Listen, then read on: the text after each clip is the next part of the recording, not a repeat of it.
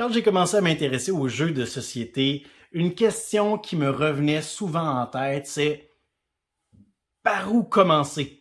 Il y en a tellement, il y en a tellement des jeux de société sur différents thèmes, avec différents mécanismes de jeu, différentes durées. Par où est-ce que je commence? Eh bien, aujourd'hui, on va parler un petit peu de ça ensemble. L'école du jeu, en partenariat avec la boutique L'Imaginaire. Au-delà de vos attentes.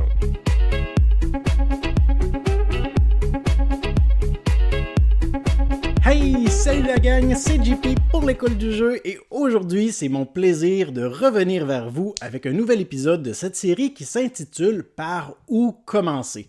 Vous le savez comme moi, dans l'univers du jeu de société, les thématiques sont vastes, les mécanismes de jeu sont innombrables et quand on mélange ça ensemble, on peut vraiment avoir des jeux de société pour tous les goûts. Et dans cette série de vidéos, eh bien, on prend un style, une catégorie de jeux et on vous donne 3 suggestions en lien avec ce style ou ce mécanisme. Aujourd'hui, on parle des jeux d'investigation. Les jeux de détective, les jeux d'enquête où on doit se creuser la tête, essayer de suivre une piste et déduire des informations pour arriver au grand dénouement. Alors, avant de plonger au cœur de cette vidéo, je vous invite à me laisser un pouce vers le haut et pourquoi pas, considérez vous abonner à notre chaîne si vous êtes en train de m'écouter mais que vous n'êtes pas encore abonné. Personnellement, les jeux d'investigation, c'est vraiment mon style. J'aime m'arrêter, réfléchir, étudier les informations que j'ai obtenues jusqu'à présent, regarder les pièces à conviction, les preuves, me questionner, remettre en question, essayer de déduire, de planifier ce qui pourrait se passer ou ce qui s'est déjà passé ou ce qui en ce moment est en train de se passer. Et ce sentiment-là, ce désir d'élucider des enquêtes, transparaît aussi dans le style de film que j'aime écouter. J'aime m'asseoir devant la télé ou au cinéma et m'installer devant un film de 90 à 120 minutes où je suis challengé cognitivement dans mes déductions. Essayer de prendre des éléments ici et là, essayer de les mettre ensemble et de voir où la trame va m'amener. Essayer de voir est-ce que je suis capable de déduire, de deviner ce qui va se passer et de découvrir le meurtrier ou le responsable ou le motif ou comment ça s'est passé, être capable de remonter le temps. Ça transparaît également dans le style de littérature que j'aime. Essayer de, au fil de ma lecture, essayer de déduire, essayer d'analyser les nouvelles informations qui sont accumulées et les mettre de concert ou les juxtaposer aux pièces qui avaient été apportées précédemment pour peut-être exclure certaines pistes et en prendre de nouvelles. Et bien évidemment, ça se reflète aussi dans l'univers du jeu de société, surtout à une époque aujourd'hui où les défis évasion, les escape games sont à la mode. Alors, juste pour préciser, ce n'est pas une vidéo où je vous présente des types de escape game, bien qu'il y en aurait plusieurs et bien que ce sera probablement une catégorie que j'aborderai prochainement. Mais tout ça pour dire que ce style d'escape game, c'est un style de jeu où on aime résoudre des problèmes, des puzzles, des énigmes. Et c'est ce qu'on va retrouver aussi, la plupart du temps, dans les jeux d'investigation. Alors, je vous propose de regarder 3 suggestions en lien avec cette catégorie de jeux de société, soit un jeu tout public, accessible à tous, un jeu pour joueurs expérimentés et avertis, ainsi que mon coup de cœur personnel, le jeu de cette catégorie qui m'a fait craquer personnellement. Selon moi, 3 excellents choix et on commence ça tout de suite. Pour ce qui est de ma suggestion de jeu d'investigation pour grand public, je n'ai pas le choix de vous parler de Micro Macro Crime City, qui est un jeu pour 1 à 4 joueurs, mais C'est tout simplement parce qu'il faut mettre une limite de joueurs sur la boîte. On peut très bien jouer à 5, il n'y a pas de tour de jeu. C'est un jeu coopératif. Tout le monde va être autour d'une grande table sur laquelle on va déplier une immense et gargantuesque carte de la ville de Crime City dans laquelle se trament plusieurs événements sordides, macabres parfois. On devra retrouver certains malfrats ou se questionner sur leurs motifs, peut-être essayer de découvrir quel a été leur parcours, quel a été leur cheminement de pensée tout au long de cette aventure. Alors c'est un jeu coopératif où on n'a pas de tour. En fait, on va avoir cette immense carte qui va représenter notre plateau de jeu et on va sélectionner une enveloppe dans laquelle il y aura des cartes qui vont représenter notre enquête. Et la première carte va nous dicter des informations comme le nom de l'enquête, sa difficulté et le nombre de pistes qu'on devra suivre avant d'arriver au dénouement. Alors, le nombre de pistes, ça représente souvent la longueur de l'enquête qui peut varier entre 15 à 45 minutes. Et on va donc dévoiler la première carte qui va nous donner parfois des informations sur le personnage principal, souvent la victime. Ce ne sera plus vraiment principal, mais bon. Alors, la victime, dans quel coin de la ville qui est gigantesque, je vous le rappelle, est-ce qu'on peut trouver cette victime? Et on va voir souvent une photo du corps inanimé, du cadavre en fait. Alors, on va essayer simultanément tout le monde de trouver ce corps-là et par la suite, on va avoir des questions. Et ce qui est génial dans Micro-Macro, c'est qu'on a une espèce je ne sais pas comment on pourrait appeler ça, on a un aspect temporel qui est un peu particulier. C'est comme si on pouvait segmenter les parties de la ville et on pouvait suivre le cheminement, le déplacement de la plupart des personnages. Donc, lorsqu'on a trouvé notre victime, c'est possible que l'autre carte question nous dise « OK, cherchez dans les environs quelle a été l'arme du crime. » Et là, on va chercher, on va dans un petit grillage, on va essayer d'établir un périmètre autour de la victime et on va trouver des informations. On va trouver, peut-être ici un marteau qu'on dirait qu'il a été jeté dans le buisson qui est à quelques pas de la victime. Et après ça, on va aller valider notre réponse avec la carte et là, on va avoir une nouvelle question. Et là, peut-être qu'on va nous amener vers la piste d'un coupable, d'un meurtrier. Et on va être capable de retracer, une fois qu'on l'aura identifié, le meurtrier. En se déplaçant sur la carte, il va apparaître à différents endroits comme si on assistait à son parcours. Alors cet aspect-là est vraiment génial. On va voyager d'un coin à l'autre de cette immense carte. On va établir ensemble des hypothèses sur ce qui a pu se passer. On va avoir besoin de notre sens de l'observation, notre sens de la déduction, parce qu'il n'y a pas nécessairement de texte écrit dans le jeu, outre les questions. Alors seulement en observant ce qu'on peut voir sur la carte, on va devoir déduire ce qui s'est passé, pourquoi, etc. Vraiment, c'est ma suggestion pour ce qui est du jeu grand public, bien qu'il y ait peut-être certaines enquêtes qui s'adressent à un public plus averti. Alors peut-être déconseillé pour les enfants. La nouvelle boîte de Micro-Macro règle ce problème et va identifier les enquêtes qui ne s'adressent pas aux enfants selon les thématiques. Alors on parle de la boîte qui s'appelle Full House. Alors peu importe laquelle vous choisissez, les deux sont indépendantes. Pour ce qui est de ma suggestion pour joueurs expérimentés, je n'ai pas le choix encore une fois. Il y a un jeu qui m'est allumé en tête, qui m'est apparu en tête dès que j'ai commencé à réfléchir à ce concept de vidéo, et c'est Enquête à Los Angeles, aussi connu dans sa version anglaise comme Detective City of Angels. À ne pas confondre avec Détective, un jeu d'enquête moderne. J'ai pas aimé celui-là. Alors, j'y vais vraiment avec Enquête à Los Angeles, qui, de la version française à anglaise, va varier sur certains éléments. Entre autres, la version anglaise propose une expérience de 1 à 5 joueurs, alors que la version française propose une expérience de 3 à 9 joueurs. Je ne sais pas ce qui s'est passé entre les deux, mais bon, si on a réussi à trouver le moyen d'intégrer plus de joueurs sans nécessairement rallonger la partie, tant mieux.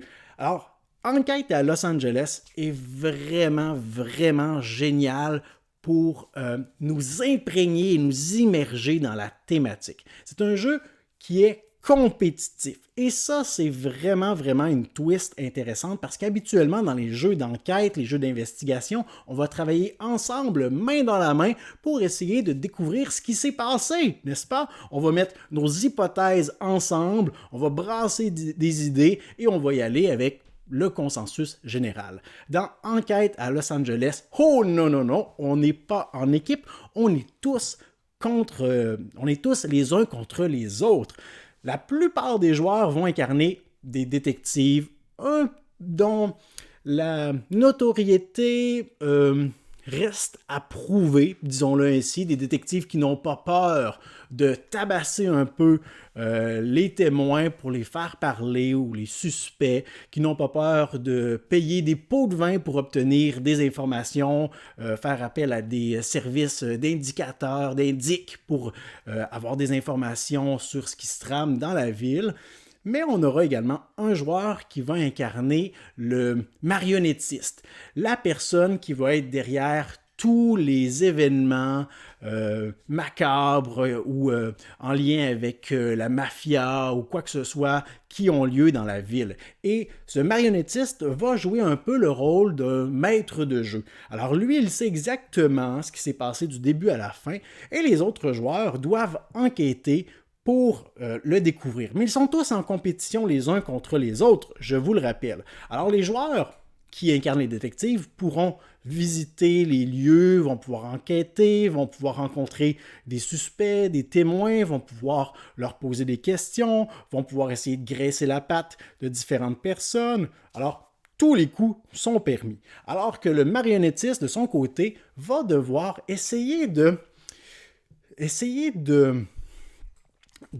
brouiller les cartes, faire en sorte que les détectives trouvent le moins d'informations possible. Il aura bien évidemment le droit de mentir ou de dire la vérité, ce sera à lui de décider. Alors lorsque les joueurs décident d'interagir avec des personnages, avec des lieux, c'est le marionnettiste qui va décider quelles sont les informations que les témoins, par exemple, vont donner aux détectives. Il est possible que ces informations-là soient vraies, mais pas très utiles. C'est possible que ces informations-là soient vraies et très utiles, comme c'est possible que ces informations-là soient complètement fausses et les envoient complètement dans un guet-apens ou sur une fausse piste. Et c'est pourquoi les joueurs auront le droit de dépenser des jetons pour essayer d'obtenir la vérité, mais c'est possible aussi, parce que ces jetons-là sont difficiles à avoir, qu'ils décident d'épier les autres joueurs pour essayer d'aller récupérer les informations qu'ils ont obtenues suite à un interrogatoire. Mais c'est vraiment, vraiment génial parce que les joueurs vont s'en aller dans différentes directions selon les informations que le marionnettiste va leur avoir données. C'est parfois possible qu'un joueur réalise qu'un autre joueur fait fausse route complètement. C'est vraiment, vraiment très agréable, thématique à fond. On est capable d'entrer dans le jeu. On peut faire du roleplay si on le désire, lorsqu'on incarne d'ailleurs le marionnettiste. Alors, c'est mon choix pour une suggestion pour les joueurs expérimentés. Mais pour ce qui est de mon coup de cœur, j'y vais avec un jeu que j'apprécie énormément. J'y ai joué de nombreuses heures. J'ai fait toutes les enquêtes que la boîte de base ainsi que ses extensions proposent. Il s'agit de Chronicles of Crime, qui est un jeu pour 1 à 4 joueurs. fictivement, encore une fois, parce qu'on n'a pas de joueurs limite, de nombre de joueurs limite. On pourrait y jouer à 5, à 6, pas de problème. La seule difficulté que ça peut occasionner, c'est qu'on soit trop nombreux pour voir les informations du plateau principal. Alors, c'est un jeu, encore une fois, d'investigation. Et le jeu de base, Chronicles of Crime, va proposer différentes thématiques selon si on a le jeu de base et les extensions qui vont introduire des nouveaux éléments aussi. Mais grosso modo, on a une planche de jeu dans laquelle on va se promener, on va aller découvrir différents lieux et on va pouvoir interroger les personnes qui s'y trouvent. Et à chaque fois qu'on interagit avec le jeu, ça se fait via l'utilisation d'une application. Mais l'application ici n'est pas vraiment intrusive. Elle joue le rôle, c'est comme si elle remplaçait un livre de narration. Et ce qui est pertinent avec l'application, parce qu'à chaque fois que je parle d'application dans les jeux, il y en a toujours qui sont réticents, c'est que l'application va également, dans certaines conditions, dans certains scénarios, se souvenir de certaines interactions qu'on a eues et peut changer le témoignage d'un personnage selon si on a découvert une preuve à conviction et qu'on lui met en plein visage, son témoignage va changer. Selon l'heure à laquelle on se déplace dans un lieu, eh bien c'est possible que si on se déplace par exemple au centre-ville en plein jour, eh bien, on ne verra pas les mêmes personnages que si on y allait en pleine nuit. Les joueurs vont avoir, les personnages vont avoir des horaires où ils vont se déplacer d'un lieu à l'autre et l'application va gérer tout ça et elle le fait très, très bien. Et à travers ces informations-là qu'on va obtenir à droite, à gauche, en débloquant de nouveaux lieux, en suivant des personnages, en les interrogeant, on va avoir un portrait d'ensemble, mais encore une fois, sans avoir exactement la réponse ou les éléments complets. Par contre, ce qui est unique également dans Chronicles of Crime, en plus de ce que je viens de mentionner, c'est l'intégration de l'application pour ce qui est de l'inspection des scènes de crime. Alors, l'application va également générer des scènes en réalité virtuelle. Alors, c'est possible d'utiliser un casque, sinon on peut prendre seulement notre tablette ou notre téléphone et regarder la scène de crime en 360 degrés. Et on devra, puisque c'est un jeu coopératif, la personne qui va regarder la scène de crime va devoir à haute voix décrire ce qu'elle voit aux autres, qui quant à eux vont devoir aller récupérer des cartes, indices qui font référence à des éléments qui peuvent se trouver sur la scène de crime.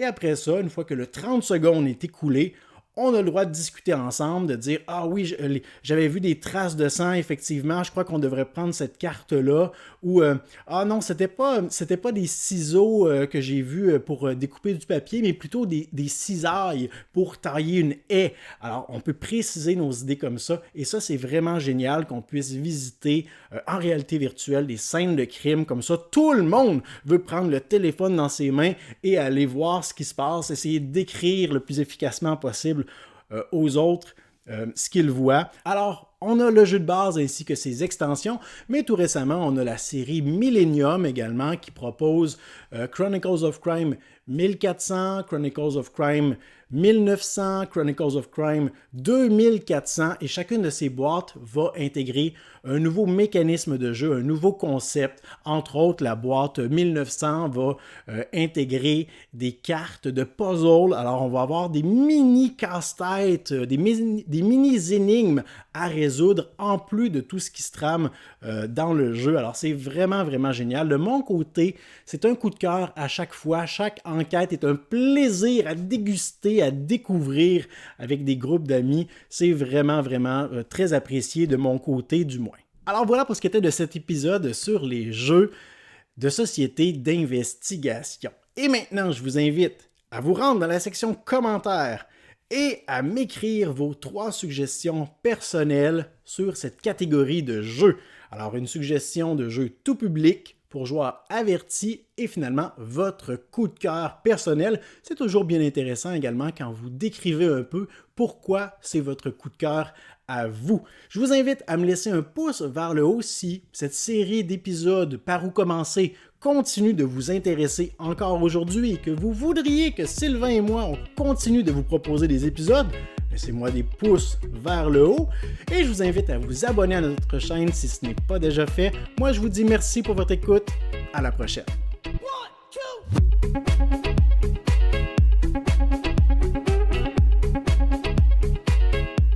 OK, moi, ce que j'aime pas dans les épisodes Par où commencer, c'est que je peux seulement parler de 3 jeux de société. Et il y en a un 4e, un jeu d'investigation que j'aime vraiment beaucoup.